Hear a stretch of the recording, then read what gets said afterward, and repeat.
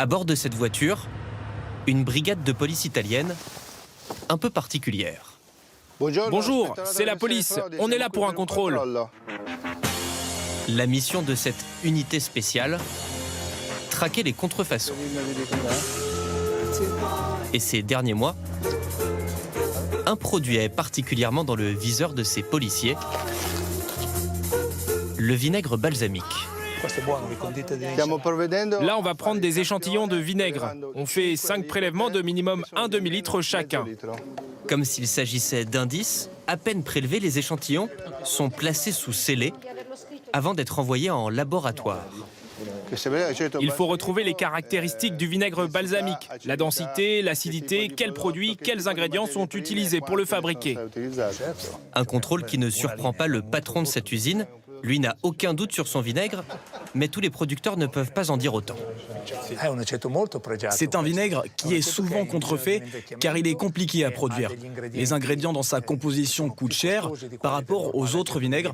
Donc ce contrôle est parfait, il est une garantie pour nous et pour les consommateurs. Car le vinaigre balsamique, produit d'exception vendu jusqu'à 20 € la bouteille, est aujourd'hui victime de son succès. Pour répondre à une demande grandissante, il est parfois contrefait par des fabricants qui ne respectent pas le cahier des charges pour le produire. Il est pourtant très strict. Le balsamique bénéficie même d'une indication géographique protégée. Tout va bien avec la production ? Oui, la densité est parfaite. Le parfum aussi. Comme nous l'explique Mariangela, son entreprise produit 1 million de litres de vinaigre chaque année. Le vinaigre balsamique, le vrai, ne peut venir que de Modène.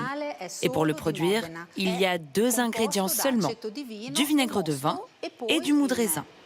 En fonction de la qualité que l'on souhaite, il faut le laisser dans ces immenses cuves de bois, minimum 60 jours, maximum 3 ans.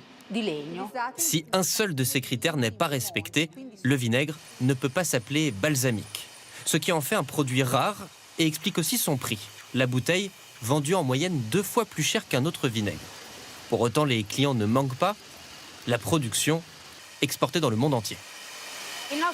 90% de notre production part à l'étranger, exportée aux États-Unis, en Allemagne, mais aussi en Asie. Un de nos plus gros clients, c'est le Japon. Un marché immense et une aubaine pour certains producteurs peu scrupuleux qui rajoutent le terme balsamique sur l'étiquette d'un vinaigre qui ne l'est pas. Des contrefaçons que cet agent de la répression des fraudes traque quotidiennement sur Internet. Là, vous voyez, c'est écrit vinaigre balsamique, sauf que l'étiquette précise parfumé à la mangue. Donc on sait tout de suite que c'est un faux, que ce vinaigre est illégal. Et quand les contrefaçons sont moins évidentes à repérer, des tests sont réalisés au laboratoire situé juste en dessous. Ici, le taux d'acidité, le temps de maturation ou encore le taux de sucre du vinaigre y sont contrôlés. Si le cahier des charges n'est pas respecté, la sanction est immédiate, une amende et la destruction de la production. Seule façon de protéger le vrai vinaigre balsamique. Le seul, selon ce chef étoilé, à pouvoir sublimer n'importe quel plat. C'est un élément presque essentiel dans la cuisine italienne, car il permet vraiment d'assaisonner presque tout. Des entrées, des plats, même des desserts. Comme par exemple ce risotto au parmesan sur lequel il vient simplement rajouter quelques gouttes de balsamique. Mais croyez-nous sur parole, elles font toute la différence. Revenons un instant sur la principale information de ce journal, la situation en Nouvelle-Calédonie. Le Premier ministre Gabriel Attal annonce à l'instant que l'armée va être déployée pour sécuriser les ports et l'aéroport de l'archipel. Par ailleurs, l'application TikTok utilisée par les émeutiers va être interdite. Le Conseil de défense se tiendra